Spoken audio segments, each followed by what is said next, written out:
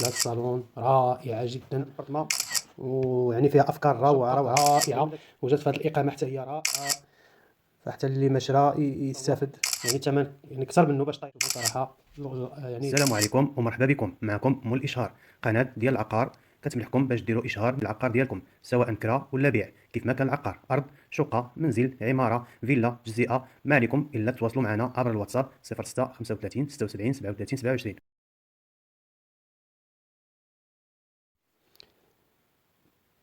بسم الله والصلاة والسلام على سيدنا محمد وعلى آله وصحبه أجمعين. السلام عليكم ومرحبا بكم في القناة.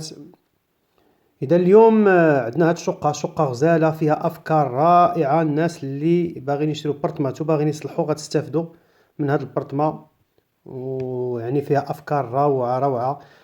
اذا بعجاله غادي نهضر في واحد جوج الحوايج. الحاجه الاولى، ماشي انا اللي كنصور الفيديوهات وما عمري ما صورت الفيديوهات. القناه عندي فيها ما يقرب 7000 شقه وعقار، ماشي انا اللي كنصور. ثاني حاجه، الناس اللي كيصوروني ديما كيصيفطوا لي الناس الفيديوهات ديال الناس اخرين كيقول لك هذا راه كيبيع بدون ربا. فهاد القضيه بلا ما يبقاو يضحكوا عليكم، ما كاينش هاد القضيه بدون ربا.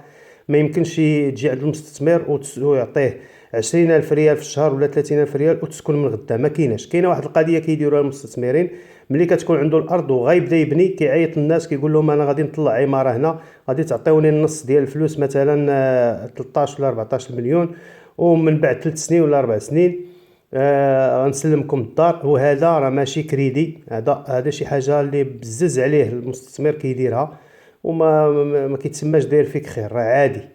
اذا هذه القضيه هذه ما نعاودوش نهضروا عليها. والناس اللي كيديروا يعني اللي كيقولوا بان كاين بارتمات بدون ربا وكتخلص من الاول وكتسكن لا غد ليه وكتبدا تعطي واحد لاصون قليله، فهذه القضيه ما كايناش.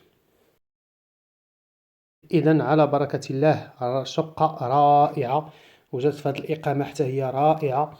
والدخله ديال هذه الاقامه كتبين ان الناس هنايا ناس حتى هما رائعين. اذا هنا لاحظوا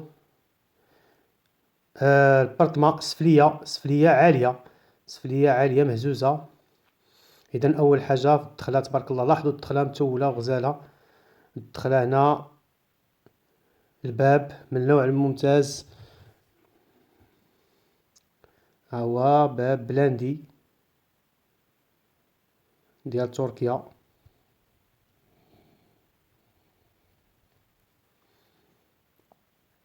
إذا هذا هو الباب ديال البارتما. وركزوا على الديكورات، فالبارتما كتباع بلا أثاث، وإن ركزوا على الأفكار اللي فيها، فهي فيها أفكار جميلة جدا.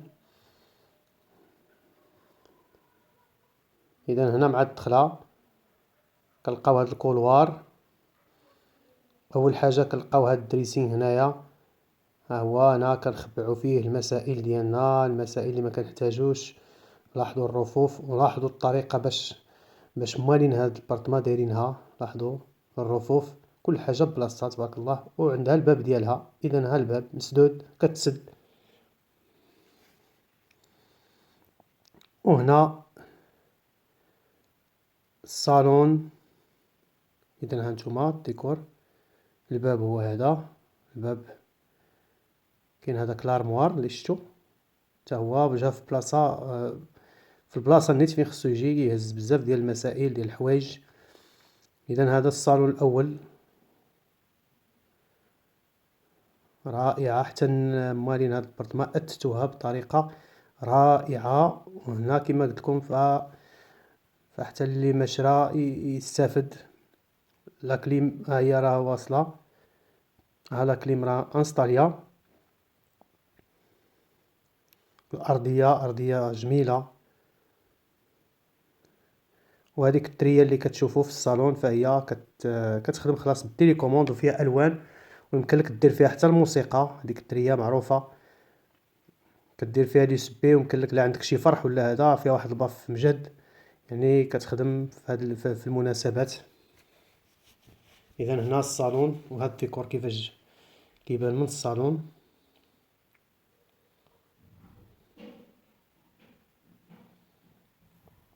اذا هنا على اليسار الكولوار اللي كيدي لباقي المرافق. وهنا غتشوف واحد الديكور عجبني بزاف. إذا هنا أول حاجة هذه الطواليت،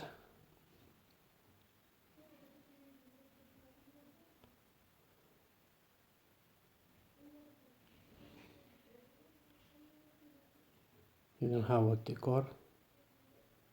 فراه الثمن اللي غنقول لكم في الاخر فهو يعني ثمن يعني كثر منه باش طايح هذا البارتما. اذا لا لاحظتوا ان الباب، هذا الباب ديال الطواليت فهو راه كوليس، راه كوليس هذاك الباب ديال الحمام والطواليت.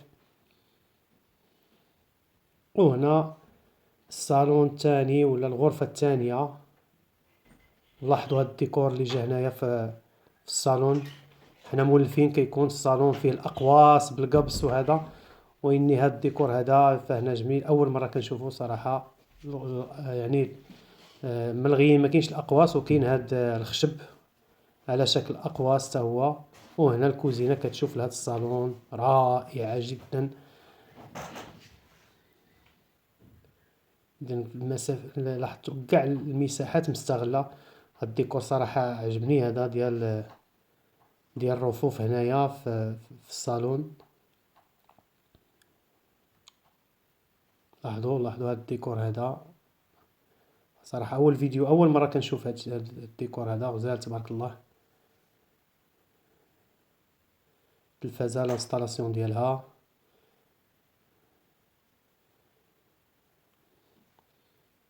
هذا فو بلافون بالقبس. وهذيك التريا راه شبيهة بالتريا اللي شفنا في الصالون الأول. هذه التريا هذه كتخدم بالتيليكوموند ويمكن لك تخد فيها ألوان بزاف. كتخدم الألوان اللي بغيتي، إضافة إلى أن كيخدم فيها اليو اس بي. كدير مثلا موسيقى ولا قرآن ولا هذا ديرها في اليو اس بي وكتخدم في الباف بالتيليكوموند.